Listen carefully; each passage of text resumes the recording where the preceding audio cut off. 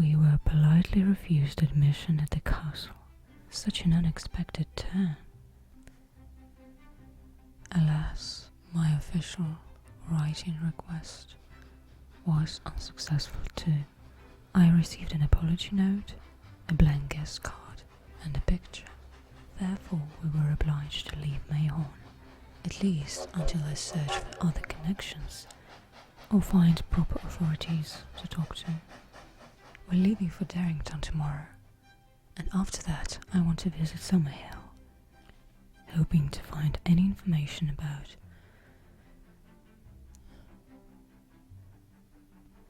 the estate caretaker. Took the annual wage, but did not answer any of my recent letters. I hope my fears that something might have happened are in vain. By no means I wish to confide this matter to a third party. Therefore, I need to visit Summerhill Manor and inquire personally.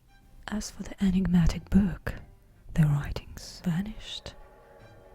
It is no longer heavy. I tried to place it against other music sounds, but it doesn't work the same way. And as for the Green's Castle, who cares?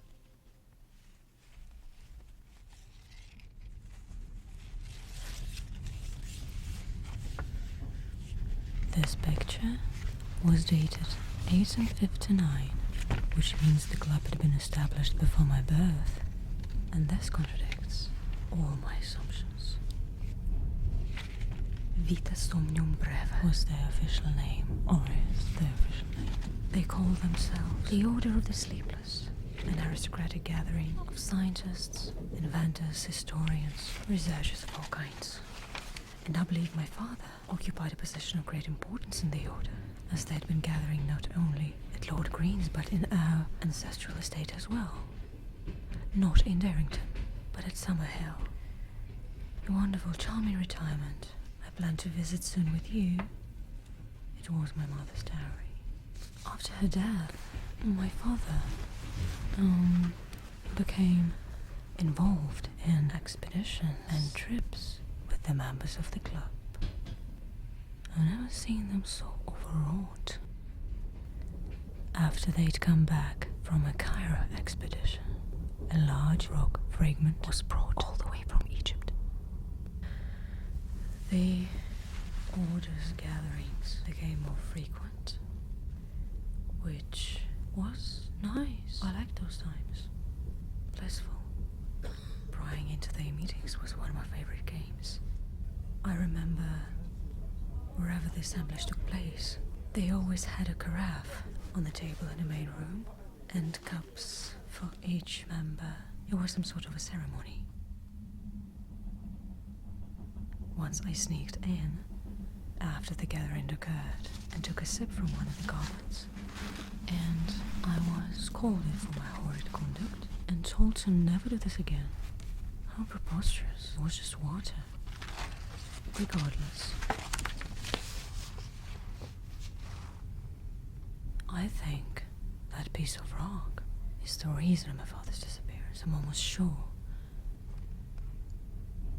He'd grown obsessed with some idea, removed himself from society, became even more detached. Last year, when I've been to Egypt, I was trying to find people who worked with my father in Cairo. Let me put this away.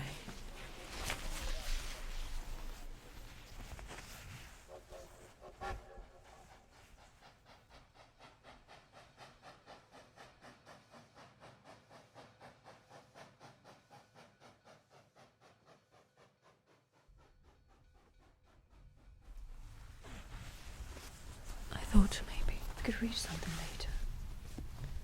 Now, as I told you before, I have a friend who's helping me on this matter in Egypt. Remember the day we met? I was coming back from Cairo. I told you I was invited to observe ancient places. Well, that was an official motive. Hello. Are you being chased? Just another afternoon. Do I know you? First Lady from Orient Express? This is no coincidence. Hey. Did my prediction come true? Almost. To be honest, I don't believe in all that, but it amuses me. You break my heart. Well, at least I made her smile. Now, what about you? Do you believe in all that? Now, how about some hand reading? Let me see. I've always wondered, do the same rules apply to both palms? Of course not. Now, I don't see any curse on you. No. I see adventures. Many adventures.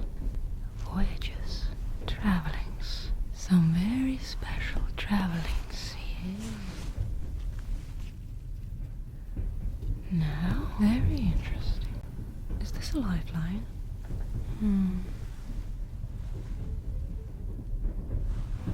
No, your ladyship. This is the line of heart. Oh. I can see a lone road. I will need to confirm my predictions with some cards. Oh, cards. Ah. Departure with no enthusiasm. You had to leave even though you didn't want to. There was an urgent necessity, wasn't it? You were compelled. Now let me see. This is the advice for you. Do not regret. Do what needs to be done. There are more adventures to come. Yes, this might be the line of relationship. This one? No, this one. Ah. No. This is another interpretation of your path. I see you never turned aside. You're persistent. But I see doubts, uncertainties.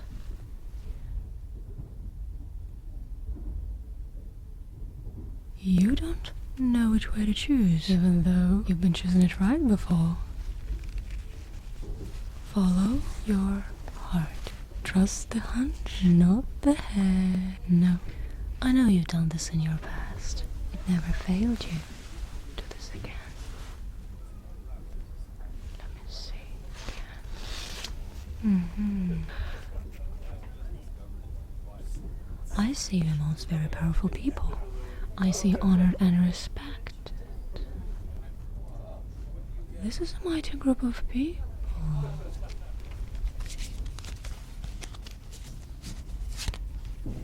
A powerful woman is guiding you, or will guide you in the future. Let me see again.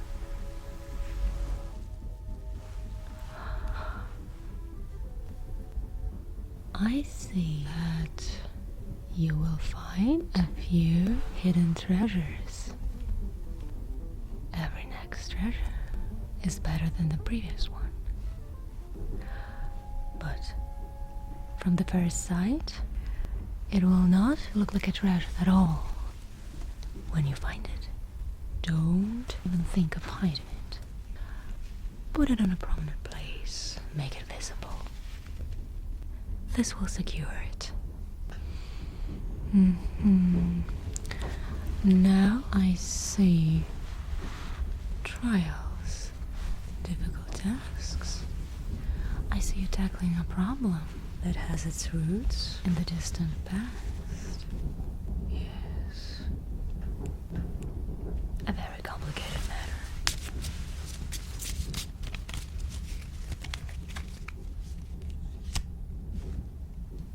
I see you will become your own resolution. You won't find an answer in the outer world. Once you'll be a lock, once a key. The solution is in the middle. It's somewhere in between.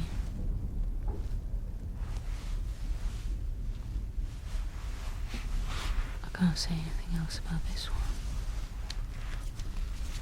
Let's ask something else.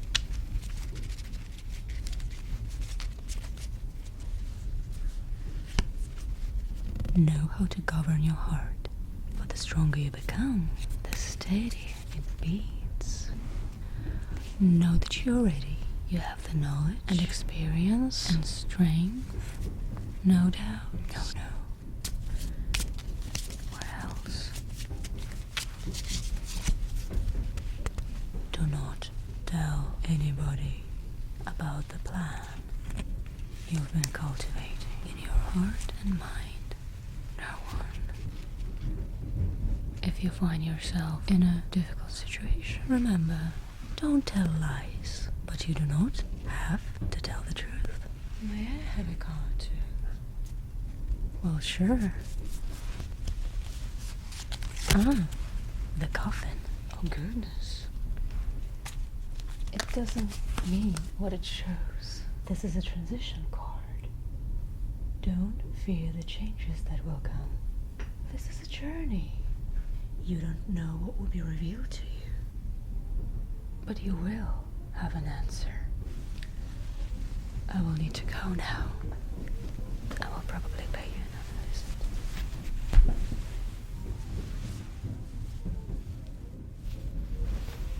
1,000 thanks, your ladyship. No need to worry. All the luck is with you. I don't say goodbye.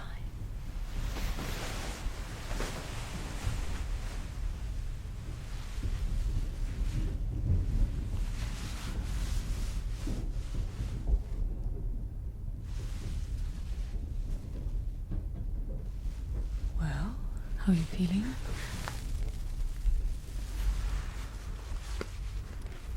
Shall we continue?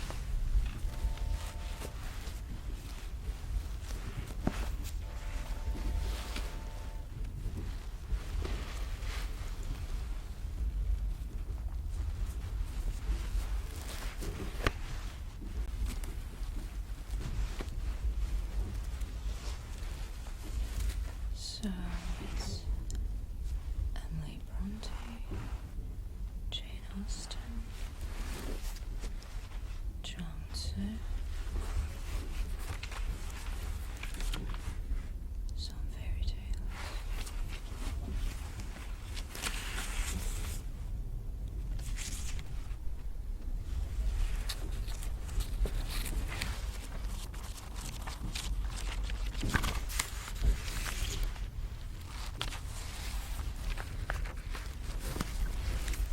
I'm in the mood for Zhuangzi.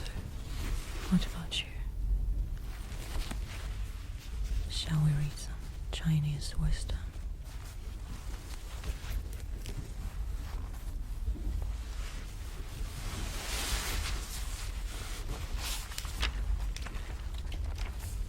I'll just randomly open any page and read some excerpts.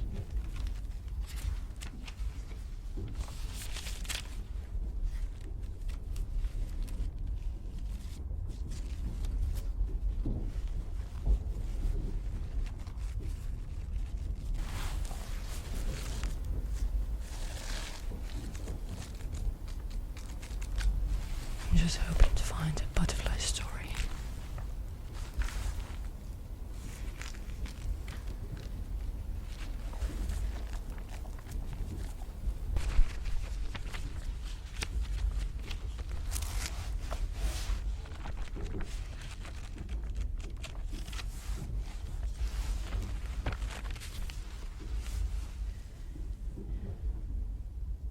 If 3 men are traveling alone and one is confused, they will still get where they're going because confusion is in the minority. But if 2 of them are confused, then they can walk until they're exhausted and never get anywhere because confusion is in the majority. Right. What if it's two of us?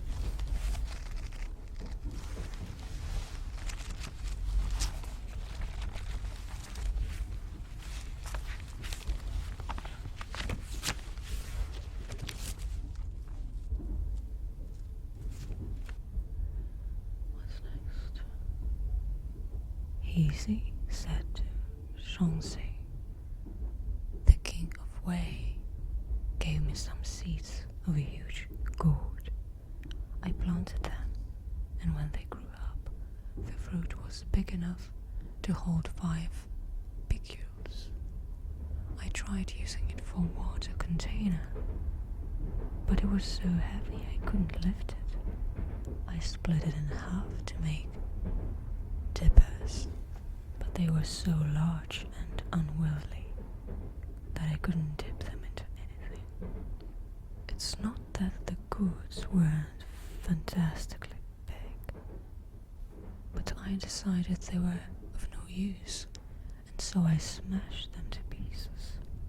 Shansei said, "You certainly are dense when it comes to using big things." In Song, there was a man who was skilled at making a salve to prevent chapped hands, and generation after generation his family made a living by bleaching silk in water. A traveler heard about the salve and offered to buy the prescription for 100 measures of gold. The man called everyone to a family council. For generations, we've been bleaching silk, and we've never made more than a few measures of gold, he said. Now, if we sell our secret, we can make 100 measures in one morning. Let's let him have it. The traveler got the salve and introduced it to the king of Wu, who was having trouble with the state of Yu. The king put the man in charge of his troops, and that winter they fought a naval battle with the men of Yu and gave them a bad beating. A portion of the conquered territory was awarded to the man. As a thief, the salve had the power to prevent chapped hands in either case, but one man used it to get a thief, while the other one never got beyond silk bleaching because they used it in different ways.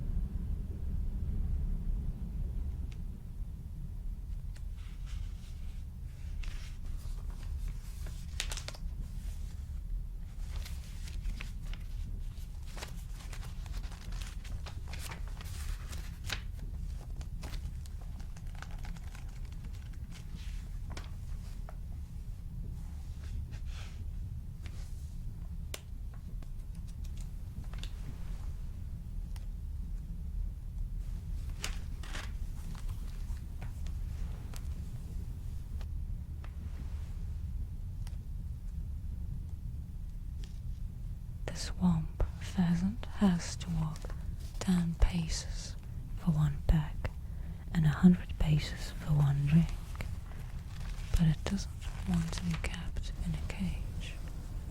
Though you treat it like a king, its spirit won't be content.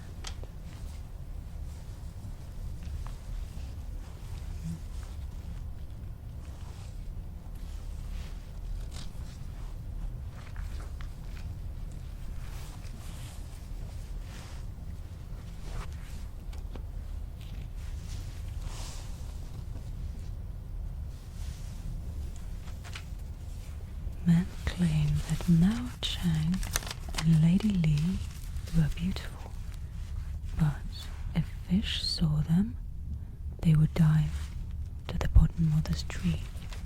If birds saw them, they would fly away, and if deer saw them, they would break into a run. Of these 4, which knows how to fix the standard of beauty for the world? Right.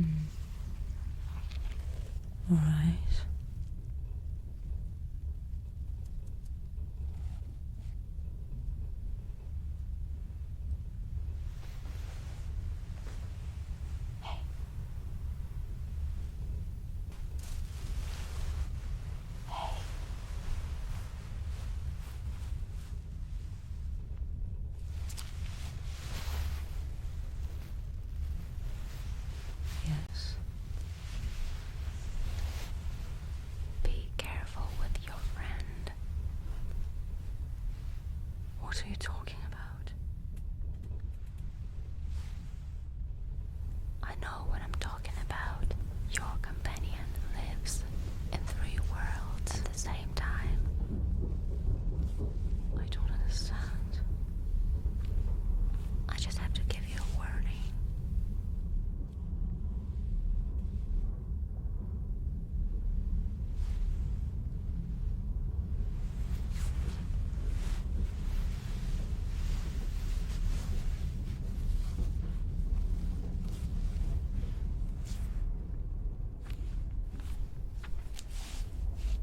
Suppose you and I have had an argument. If you have bitten me instead of me beating you, then are you necessarily right, and am I necessarily wrong? If I have bitten you instead of you beating me, then am I necessarily right, and are you necessarily wrong? Is one of us right and the other wrong? Are both of us right, or are both of us wrong? If you and I don't know the answer, then other people are bound to be even more in the dark.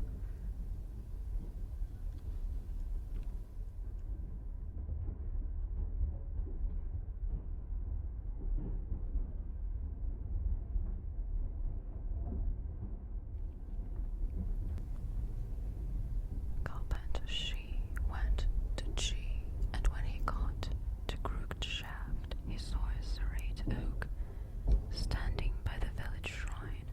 It was broad enough to shelter several thousand oxen and measured 100 spans around. Towering above the hills, the lowest branches were 8 feet from the ground, and a dozen or so of them could have been made into boats. There were so many sightseers that the place looked like a fair, but the carpenter didn't even glance around and went on his way without stopping.